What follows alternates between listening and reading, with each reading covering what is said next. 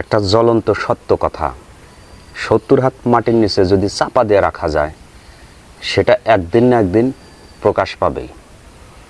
একটা স্বর্ণ ১০০ হাত মাটির নিচে থাকলে ৫০০ বছর পরেও যদি ছিটা ফোঁটা পানি লাগে সেটা চকচক করবে। একটা কোষ্ঠী পাথর ৫০০ বছর যদি একটা পুকুরে নর্দমার ভিতরে থাকে, কোনো এক সময় মাটি কাটতে বের হইলে সেটা প্রকাশ পাবে। এটা কোষ্ঠী পাথর। সাইদি সাহেব কেডা?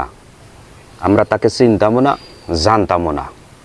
আজ থেকে ৩০ বছর আগে, ৩৫ বছর আগে গ্রামগঞ্জে যখন বরফওয়ালারা বরফ বিক্রি করত, বেশিরভাগ সময় আল্লামা দেলোয়ার হোসেন সাইদি সাহেবের ওয়াজ, ভৈরবের তোফাজ্জল সাহেবের ওয়াজ, বজলুর রহমানের ওয়াজ এগুলা বাঁচত। আজ থেকে যারা ৩০-৩৫ বছর আগে জন্ম নিছে প্রত্যেকেই আল্লামা সাইদি সাহেবের ওয়াজের ক্যাসেটগুলো শুনছে এবং জানে। কণ্ঠ বাজলেই বুঝতে পারে এটা আল্লামা দেলোয়ার হোসেন সাইদি সাহেবের ওয়াজের ক্যাসেট। অথচ আল্লামা সাইদি সাহেব কেডা? আমি চিনতামও না, জানতামও না। আমাদেরকে নিয়ে জোরপূর্বক করে সাক্ষী দেওয়া হয়েছে।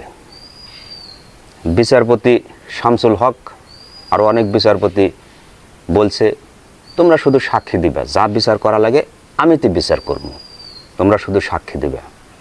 হ্যাঁ, এটাই ছিল মুক্তিযুদ্ধের চেতনার শক্তির একটা পাওয়ার, যেই নাম খুব পাওয়ারফুল। বর্তমানে পারমাণবিক বোমা, নাইট্রোজেন বোমা, নিউক্লিয়ার, এর চাইতে শক্তিধর বাংলাদেশের এক চেতনার নাম মুক্তিযোদ্ধা। এই মুক্তিযোদ্ধারা যেখানে একটা অভিযোগ করবে, দায়ের করবে, তাৎক্ষণিক কারেন্ট পিকআপের মতো এটা দ্রুত কার্যকর হবে। আল্লামা দেলোয়ার হোসেন সাইদি সাহেবকে যখন রাজাকার হিসেবে আখ্যা দেওয়া হয়েছিল, কতিপয় কিছু মুক্তিযোদ্ধা কারি কারি টাকা পাইছেন, সেই টাকা দিয়া অর্থ সম্পদ, গাড়ি বাড়ি, ভোগ বিলাস করছেন, ছেলে মেয়ে পুত্র সন্তান সবাইকে ভালো ভালো চাকরি দিছেন।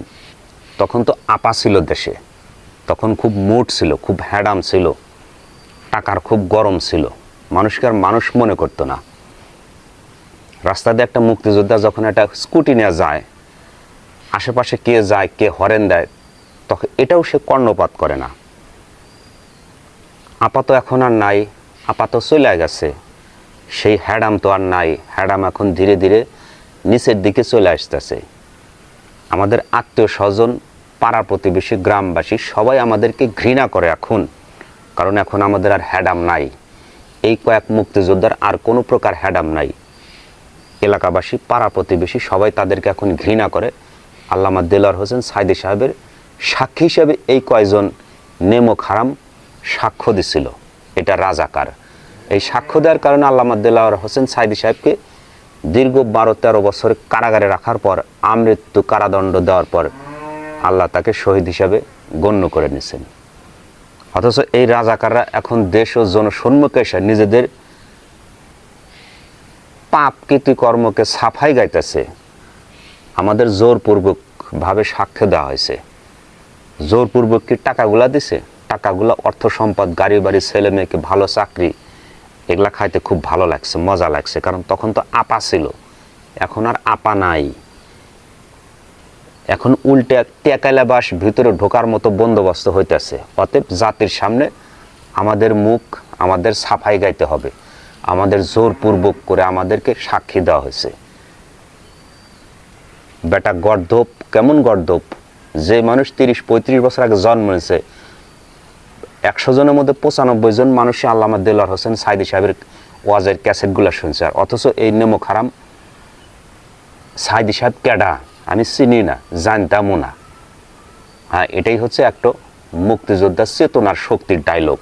পুরো জাতি, পুরো বাংলাদেশ এখন এই কয়েক মুক্তিযোদ্ধাকে চিনে রাখছে। এদের এখন ঘৃণার চোখে দেখে পাড়ার প্রতিবেশী, এলাকাবাসী, গ্রামবাসী, দেশবাসী। এদের দেখলে মানুষ এখন এদের মুখে থুতু নিক্ষেপ করবে। কারণ এই কয়েকজনই ছিল আল্লামা দেলোয়ার হোসেন সাইদির সাক্ষ্যদাতা। তারা সাক্ষ্য দিছে, সে অন্যায় করছে, পাপ করছে, আমরা নিজের চোখে দেখছি। তারা এরকম সাক্ষ্য দেওয়ার ফলে এখন নিজেদের দোষ সাফাই গাওয়ার জন্য জনসম্মুখে এসে বলতেছে আমাদের জোরপূর্বকভাবে সাক্ষ্য দেওয়া হয়েছে। ভালো থাকবেন, সুস্থ থাকবেন, আল্লাহ হাফেজ।